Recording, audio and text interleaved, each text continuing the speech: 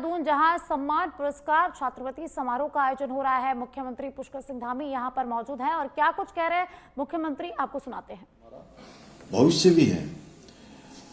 भाइयों बहनों, जब देववाणी संस्कृत की बात करते हैं तब केवल एक भाषा की ही चर्चा नहीं करते, बल्कि मानव सभ्यता की सबसे प्राचीन और वैज्ञानिक धरोहर की भी हम बात करते हैं। हिंदी सहित भारत की विभिन्न भाषाओं की जननी अर्थात संस्कृत की सबसे बड़ी जो इसकी विशेषता है वो इसका वैज्ञानिक व्याकरण है। इतने व्यवस्थित और तार्किक नियम विश्व की बहुत कम भाषाओं में मिलते हैं। ऋषि पाणिनि द्वारा रचित अष्टाध्यायी आज भी विश्व के भाषाविदों के लिए आश्चर्य का विषय है।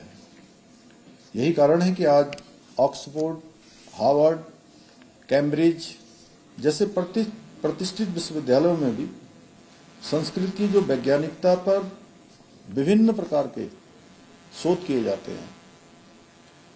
आज आदरणीय प्रधानमंत्री श्री नरेंद्र मोदी जी के दूरदर्शी नेतृत्व में भारत की जो समृद्ध सांस्कृतिक विरासत है उसके संवर्धन के लिए और उसके संरक्षण के लिए बहुत प्रतिबद्धता के साथ निरंतर कार्य किया जा रहा है।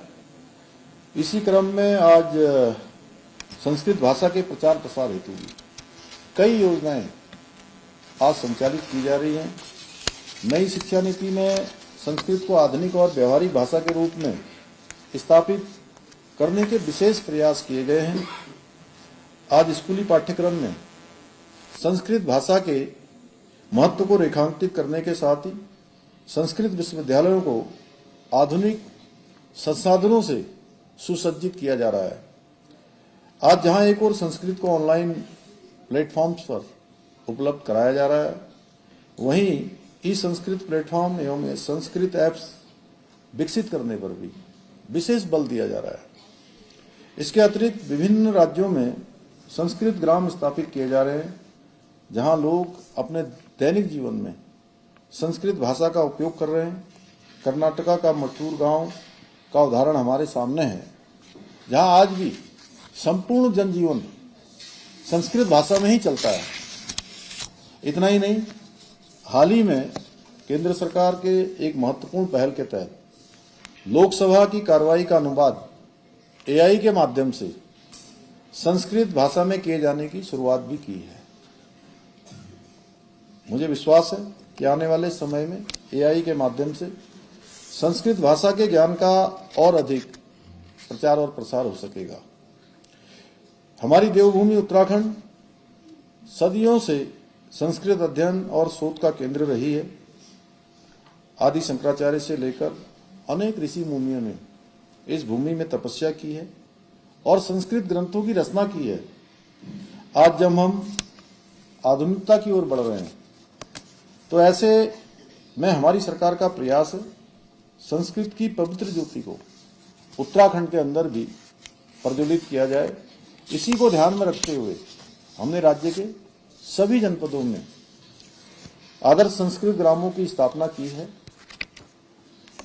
इन ग्रामों में लोग अपने दैनिक जीवन में संस्कृत का उपयोग करेंगे, जिससे देववाणी पुनः हमारे जीवन में बोलचाल, व्यवहार और संवाद का हिस्सा बन सकेगी।